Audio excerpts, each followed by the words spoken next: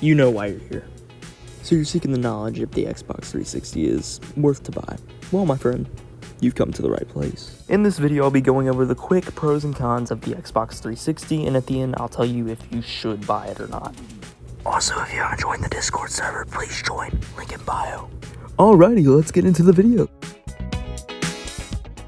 There is a lot of good stuff I have to say about the 360, and the first thing being is that it is so affordable in 2025. Also, it's very, very easy to find. Another thing that I want to mention is that the console is around 20 years old and it still has full internet capabilities, and also you can still even download stuff on it. Since the console turns 20 years old in November 2025, that means that you're technically going to be able to play Call of Duty Black Ops on a so-called vintage console. Now, while this doesn't really mean anything, just know that one of the main pros of this console is that it's so old and it can still run so perfectly, almost better than any other console, I would say.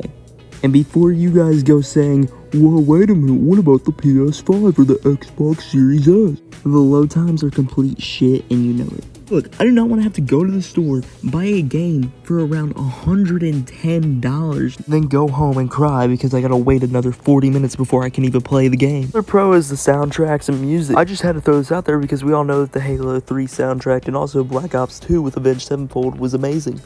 Easy music capabilities that are included with the console also allows me to listen to my Avril Lavigne playlist while playing Dead Space 2.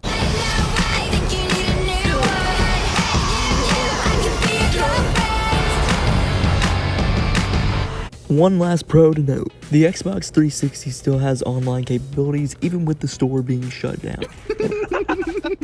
Try and shoot now, bitch! Try and shoot now! Shut the fuck up, you pussy! Right. To take note, if you are a young child and you want to know some new words to tell your friends at the playground, then you should get an Xbox 360. Look, I want to point this out that with every console, you're bound to have your issues. One of these issues is the error code problem. Now, lucky for y'all, I have videos on how to fix most of these. However, if you are struggling, then most likely you may not be able to do it, or I may not be able to help because I'm going to be an honest guy, and if I don't know how to fix something, then I'm not going to post a video saying I know how to. Another con with the console is network capability, and I know I just hyped all this up, but I'm about to explain. This Xbox 360 is the original first release Xbox 360. However, if you are going to buy this one, you need to make sure that you buy the router for it, because if you don't, you won't be able to go online. However, you can fix this by purchasing a different Xbox 360. This black Xbox 360 is known as the Xbox 360 Slim, and it is actually what I use. If you have the Slim version, then you do not have to buy a whole separate router. You can just go into the Xbox menu and you can select your Wi-Fi. The last con I would like to take place in this video is that the Avatar store is completely shut down. While you can still download old games from the Xbox website onto the 360, you can no longer access the Avatar store. So, after everything I just said, is the Xbox 360 worth buying? Well, I think it depends on the factors. I do think that if you are a young kid and you've never had a game console before, it would be like the best starter console for you.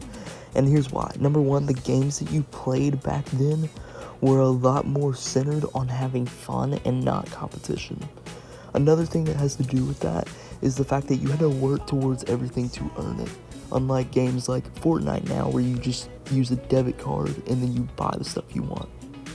Now, another factor that I want you guys to consider is that if you are an older person and you're thinking about getting this console, maybe you should, because sometimes it can be used for fun, other times you can be used for memorabilia, like I used it for.